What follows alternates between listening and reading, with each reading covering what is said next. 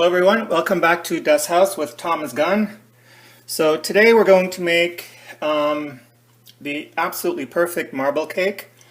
This is also very popular in Germany. This is actually a German recipe that I got from the grandmother of a friend of mine. So in German, there's actually two names. I've heard where my family is from, the mid-region to the northern region, they call it Rührkuchen, which means, Rühr means to stir, so it's a cake that you stir, I guess. I don't know if it's called that because they used to make it in a bowl and it was easy to stir, or if once you have the chocolate and vanilla dough, that it's because you stir them both together to get the marble. And the other name that I've heard is marmo kuchen, which is marble cake, literally. So yeah, preheat your oven to 400 degrees. Get yourselves a rack in the middle of the oven. Grease and, well, butter and flour yourselves a bundt pan. So that's the pan with the hole in the middle and that releases, you know, where the sides release. Get yourselves one of those prepared and let's get going. There's actually just really 3 steps to this cake. First, we're going to make the dough. After we make the dough, we're going to beat up some egg whites, and then we also have to make the chocolate dough. But it really is a very simple cake. It goes fairly quickly. If you have 2 bowls, even better. I'm going to have to wash my bowl in between the dough and the egg whites because I need to beat up my egg whites in here. So to get us going, in my bowl already, I've got 2 sticks of butter. Let's get that creaming. Obviously the butter was at room temperature, so that will make the creaming a lot easier. Don't put cold butter in here because it's going to take you forever just to get it nice and creamy.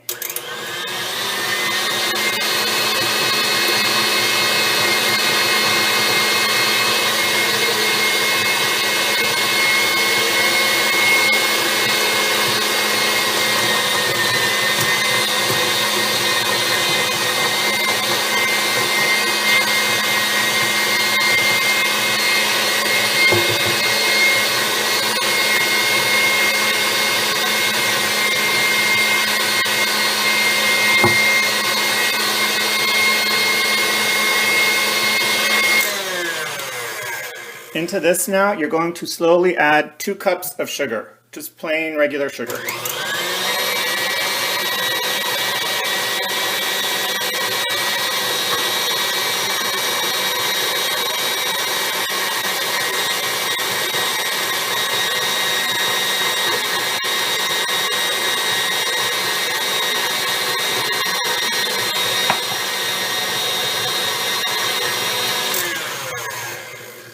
I'm just going to clean my bowl.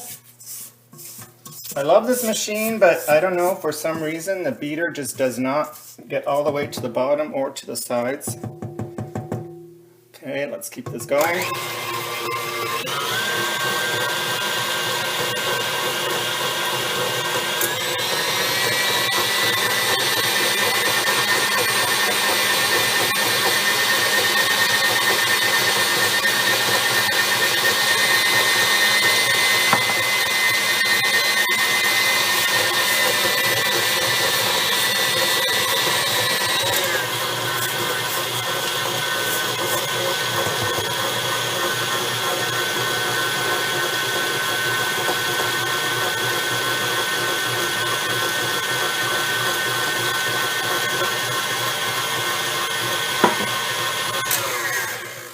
I'm just going to clean my bowl again.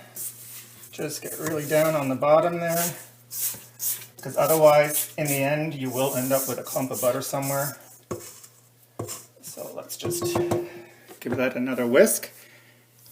And actually, once this is whisked it long enough, yeah. So once this has been whisked long enough, we're going to add 4 egg yolks. Try to just drop them in one at a time. Keep your egg whites because you will need those, all right? So 4 egg yolks go in once this is creamed up.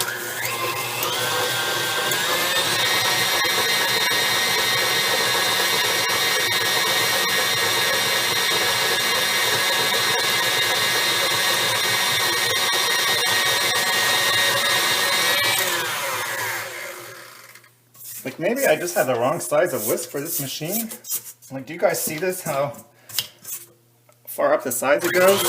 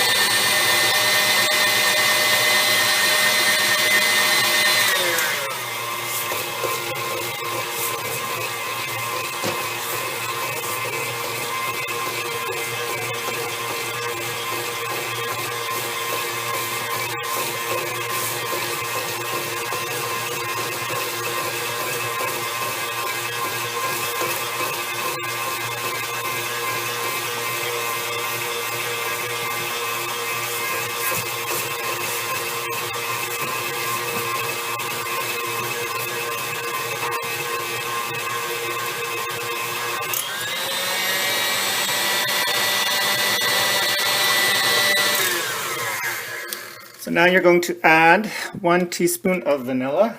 You can just eyeball this. If it's a little more, it's not a big deal.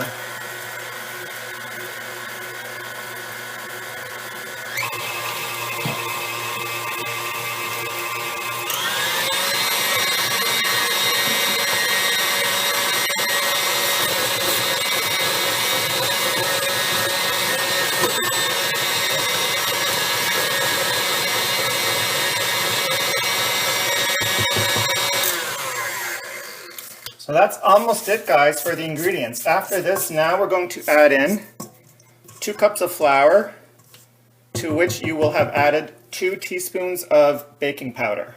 All right? So that's 2 cups of flour with 2 teaspoons of baking powder. I like to mix them ahead of time so that the baking powder does not clump up just in one area of your batter. And alternating with that, you're going to pour in 1 cup of milk. So you're going to add some flour, some of your flour baking powder mix, add a bit of milk. Again, with the baking powder flour mix, add a little milk. All right, so that's what we're going to do now. I'm going to start off with a little bit of milk just so I get this a little thinner so that the flour will be incorporated a bit easier.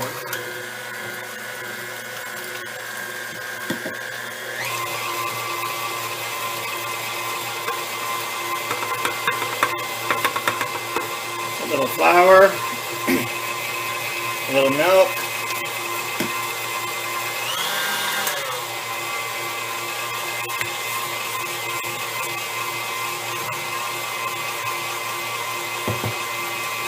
a little more flour, a little more milk,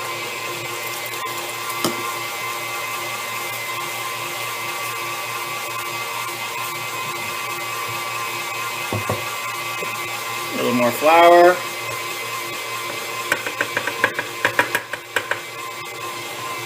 a little more milk,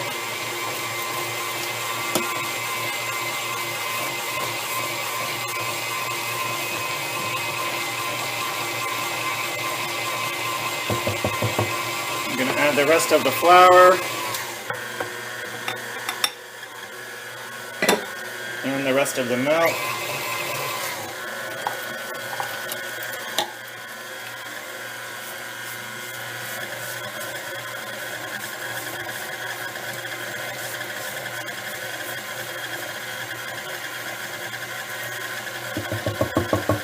Now just give it a good quick beat.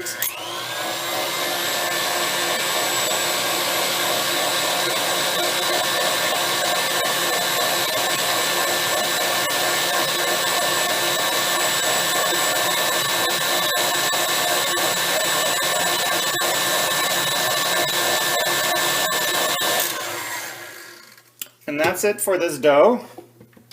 This is one of those doughs that you can, well, I can anyway, sit here and eat with a spoon. You know, when I fill this up into the baking pan, sometimes I purposely leave a little too much in my bowl so I can lick it out or spoon it out. I remember eating, when my mother would bake cakes, this was one of those cakes where you would just be waiting to get the the beater and the bowl. It should give us a spoon and we could clean it off. All right, so this dough now, because I only have my one mixing bowl,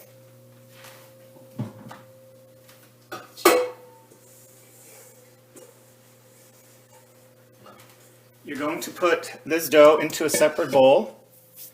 Then wash out your bowl, make sure it's degreased, not greasy at all.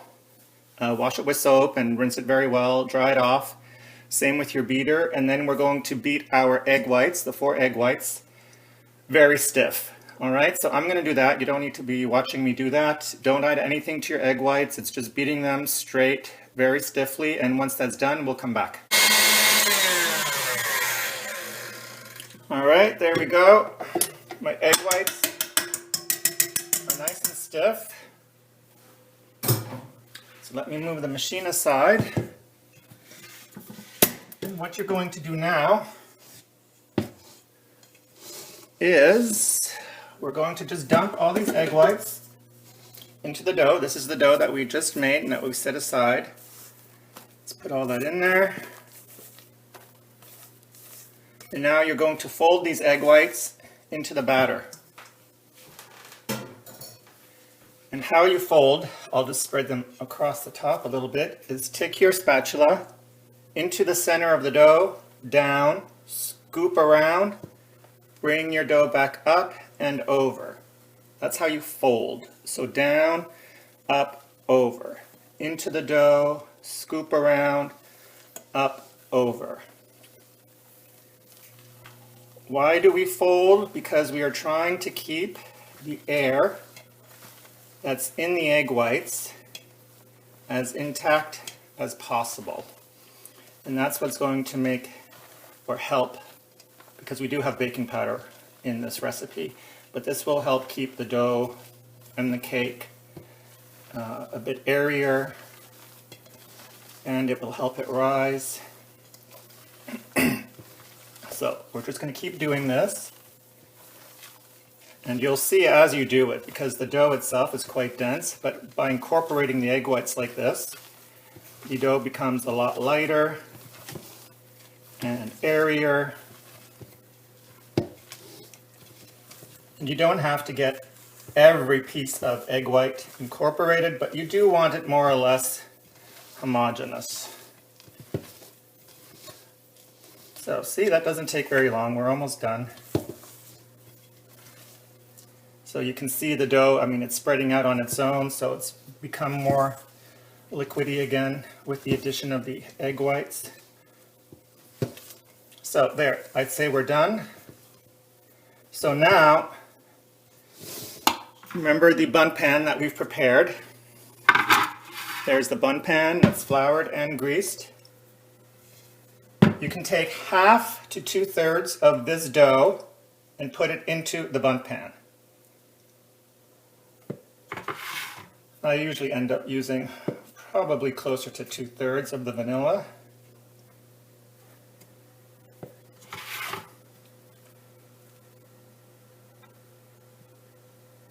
At this stage, you don't have to be smoothing it out. Just get it into the pan.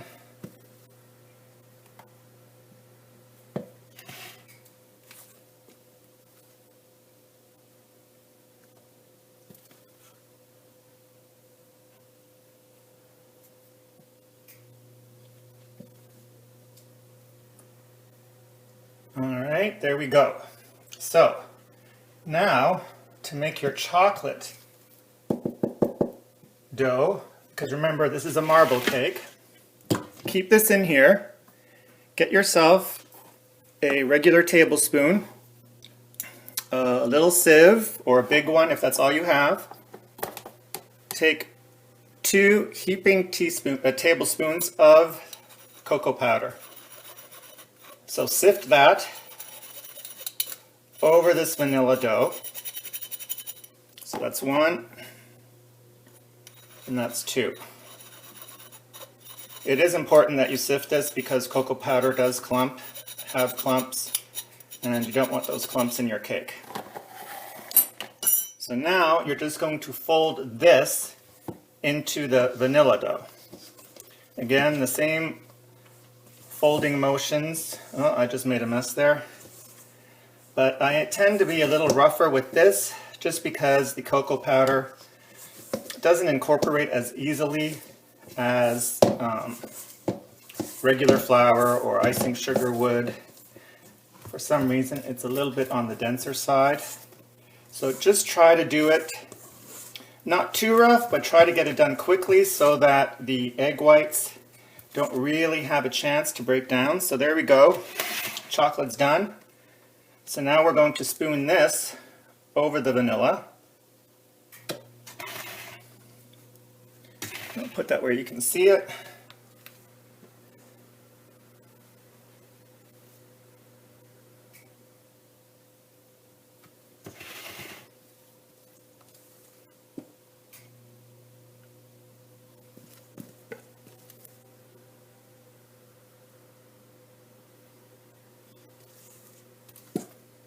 Get that all on top.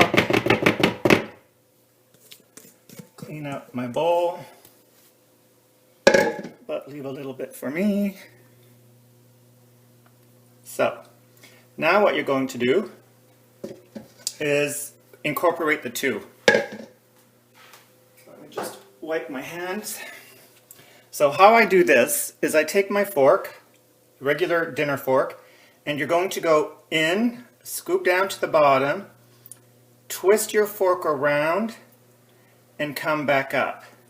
So it's a motion like this. Almost as if you're, twirling spaghetti onto your fork sideways. Try not, if possible, to scrape your pan, because if you end up scraping the flour off your pan, your cake might stick in that area. All right, so let's go. So down and just scoop around.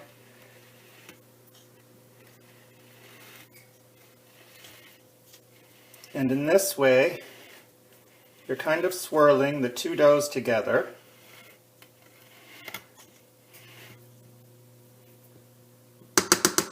And there you go. So now you can level off the top. So I just take my fork, level that. Remember, your oven's at 400, it's preheated, middle rack. This will go into your oven now at 400 degrees for 15 minutes, 1-5. Then you turn your oven down to 350 for another 25 to 45 minutes. In my oven, it takes 35 minutes. You can either judge if it's done by putting in a skewer or a toothpick. If it comes out clean, I usually do it by touching the top, and if it bounces back, then I know it's done. All right, so that's it. Once this has come out of the oven, I'll take it out of the form, we'll dust it with some icing sugar, and we'll cut a slice. Hey guys, so I just took the cake out of the oven. It was in there exactly 35 minutes. So I just wanted to show you how I personally tell with this kind of cake how it's done. So if you just push, you see how that bounces back?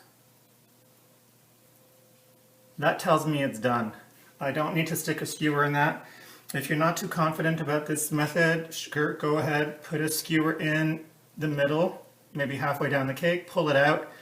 If it's fairly clean, you're good to go. If there's wet dough on it or lots of, I don't want to say crumbs, but crumbs would be dry, like pieces of dough that are almost baked but not quite baked, put it back in the oven, do it for another, let's say 3 minutes, and keep doing it at intervals until it's to where you want it to be.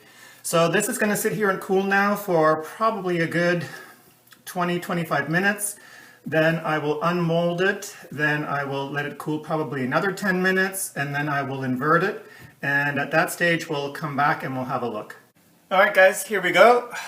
So I've unmolded the cake. As you can see, I had a little sticking going on there, but it's fine. It's not a big deal. We're going to cover the top with icing sugar anyway. So get yourself a small, either a small sieve or a bigger one. If that's all you have, it's fine.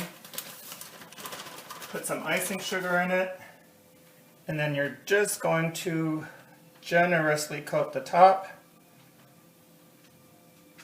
This is the very European way of doing this. They don't typically put icing on this type of cake. So like I said, do a generous layer.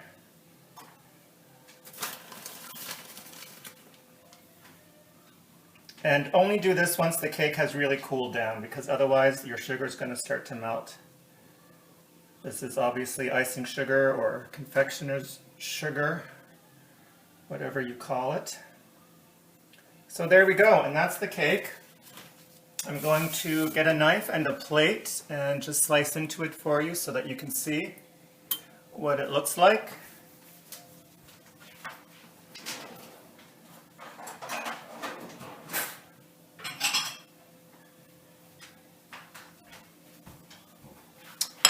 Here we go. So we'll just slice in. The outside is just a little bit crisp. The inside is beautifully soft and tender. It really is a great cake. So there you go. You can see the marbling. Let me move that if you can see better that way. There you go. Beautiful marble design. I mean, it's going to be different every time, right? There's the cake. Get that piece of crumb out. So you're going to love this cake. You really should give this a try. This is going to become a family staple. I mean, I've made this cake so many times, and it's always a big hit. So give it a try. Like this video. It really helps support me in being able to make the videos. Ring the bell, you know, on that bell icon. That way you're notified when I upload a new video. And like the video as well. So here you go. This is a German marble cake, or Rührkuchen.